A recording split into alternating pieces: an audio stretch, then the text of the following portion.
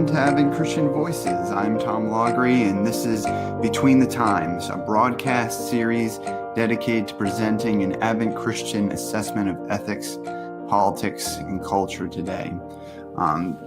This evening, we're going to be highlighting a couple items in the news. These are just kind of short blips that we do in this broadcast series, and I think it's useful to pick out things that we actually see coming across our table every day. So something that's popped up in the news today was the fact that the Iowa state legislature is prepared to pass a bill banning abortions at the point once a fetal heartbeat is detected, so effectively at 6 weeks. And this is potentially going to pose a challenge to Roe v. Wade. So it's a pretty significant development, and honestly a bit of a heartening development given what appears to be kind of the cultural malaise just going on around us today. But it shouldn't come as a complete surprise. There's been some shifting tides in our cultures and the opinions about abortion. In a Washington Post article on January 31st of this year, Eugene Scott wrote that a Quinnipiac poll asked Americans whether they would support a ban on abortions after 20 weeks of pregnancy if it was enacted in their state. And he writes, nearly half, 49% of 18 to 34-year-olds say they wouldn't support it. And the poll also found that 35 to 49-year-olds were the only age group that supported the ban more, which is interesting because you'd almost suppose that the older generations would be against it. But in fact, we have younger generations who are becoming a little bit more aware of the dignity of life before birth. But what I found interesting about this bill was that it's getting closer and closer to recognizing the fact that the dignity of human life is not bound up in any particular capacity in terms of whether a human being has self-awareness, but that it's really rooted in the fundamental biological fact that they are human. But interestingly, I think throughout church history, we've kind of, over the years, kind of set us up for some of the problems that we face in the abortion debate by the ways in which we describe and understand the image of God. A lot of times when people talk about, what is the image of God, they'll point to, well, it's the soul, or they'll say it's the ability to reason, to in a certain level of intellectual ability. But when you look at Scripture, both of those things can come. They face some challenges. So on the issue of, well, we have a soul, as Advent Christians are well aware, when you look at Scripture and you look at the word soul, the word for soul is nephesh, and that's a word that's not exclusively used to describe humans, but actually applies to all creatures. So if that's the case, if that's what makes us special and sets us off limits for being killed, and if that's what really affords us our dignity, the fact that we have this nephesh, then effectively all of us would have to be vegans. Maybe some of you are prepared to do that. I'm not prepared to do that, and I don't think there's a biblical basis for that. The Noahic covenant allows us to enjoy some good barbecues. But obviously trying to pin our dignity on the fact that we have a soul, it's not really the best grounding, I think, for trying to protect human dignity, the value of human life.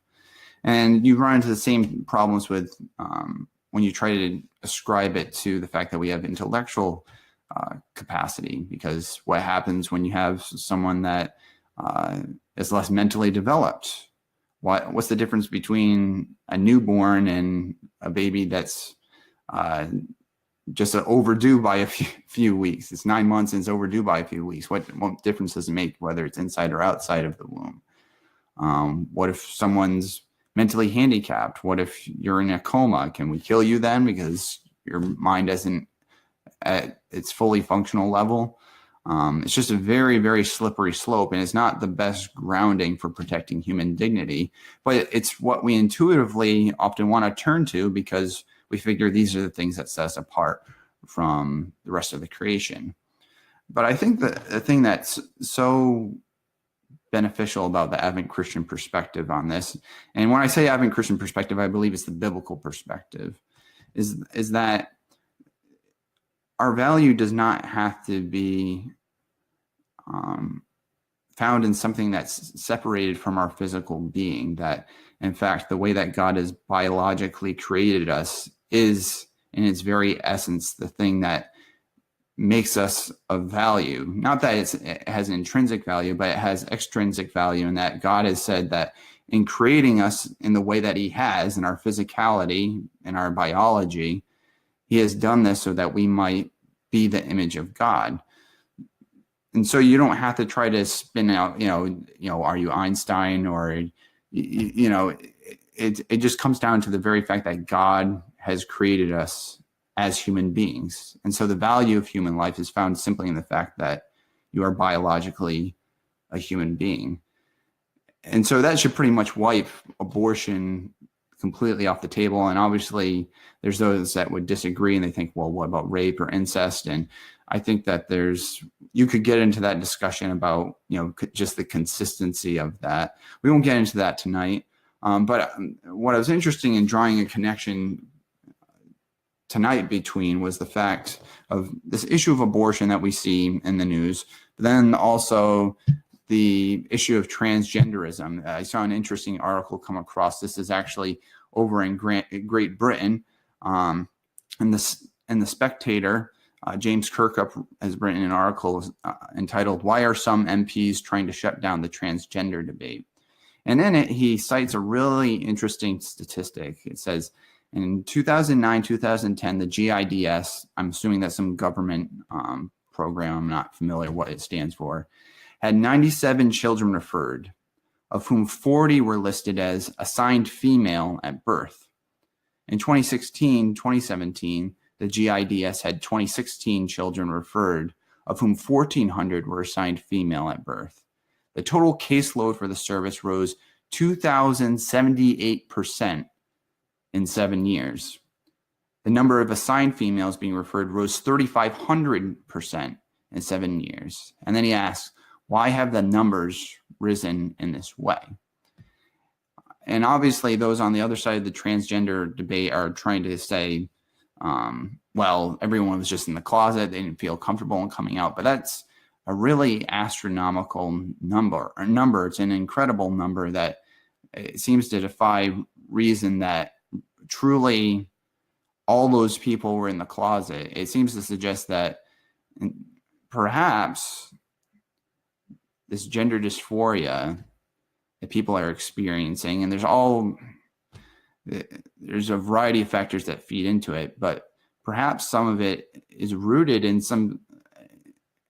now that it's becoming socially acceptable, it's being seen as an outlet for whatever fears or anxieties that are kind of pervading our culture.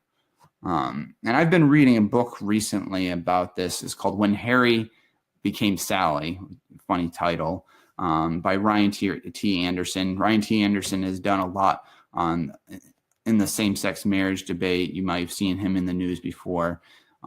But in this book, he really is very thorough. I haven't finished it yet, but I wanted to pick out a couple quotes that he brings out that I think are pretty significant. He says in the book, "People say that we live in a postmodern age that has rejected metaphysics. That's not quite true. We live in a postmodern age that promotes an alternative metaphysics. At the heart of the transgender moment are radical ideas about the human person, in particular that people are what they claim to be, regardless of contrary evidence." And then a little bit later, he writes, "The phrase sex assigned at birth, i.e. imposed from outside, is now favored because it makes room for gender identity as the real basis of a person's sex. So what he's basically getting at here is that the metaphysics has shifted so that we no longer take for granted the fact that if someone is presenting in their physical body, in their biology, the fact that they are male or female, we no longer take that as being indicative of their true gender. Instead, it's all psychology. It's all, what is that person, how is that person identifying in their own self-evaluation, but they'll also look at the brain function saying, oh, well, that looks like the brain patterns that someone that male has, which, you know, you have to ask whether that's even just a result of trying to adapt to that, or whether that's really indicative of anything at all. But what it's really getting at is the fact that it's the stripping away of our sense of identity from the physical body. Basically, the physical body itself is pretty much useless in trying to understand who you are as a person. Who you are as a person is pretty much all up here. The rest of you is completely irrelevant. It's irrelevant to your true essence.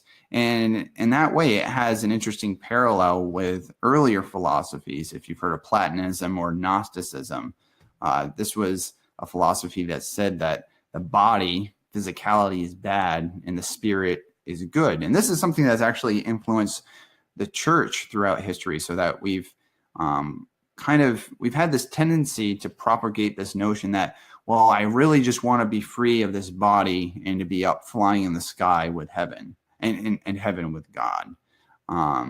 That this body is really a nuisance and I want to be free of it. Or the sense that I have a body, that my true essence is really my soul, this inner thing. And so this is just kind of a covering. And obviously that sort of dualistic sort of notion, that distinction between self and body, is against the Advent Christian perspective, which looks at things holistically. We see that we are a composite of body and spirit as one whole. And throughout, when you look throughout Advent Christian history, there's always been this deep appreciation of God's physical creation, a recognition that God created us as physical creatures intentionally. That, you see in Genesis, he looks over his creation, he calls it good. So that it's actually really blasphemous to call that which God has called good, to call that useless or bad or undesirable or insignificant, because God clearly thinks it's significant, because he's created us to be this way, to be these physical creatures who aren't divided into parts as if one part, our psychology is separated from our biology, but they're supposed to be united whole. And obviously we experience brokenness in this world where we can feel as though we can feel the separation within ourselves. So that I can completely imagine someone feeling a disconnect from their body. But that's not the way things are supposed to be. It's not as though the mind is thus supposed to rule over the body, but it's that's really kind of an indication that something is amiss, something is wrong, because we've been created to be a united whole as human beings. And so it's really important at this time, I think, in our country and in this world, that we continue to press the goodness of God's physical creation, because we're looking forward to the redemption of this creation, to the redemption of our bodies. And so as we wait for the full redemption of this creation, as we wait for the resurrection and redemption of our bodies, we must continue to declare the goodness of God's creation, the purpose that he has intended for our physical being, even as we must wait between the times.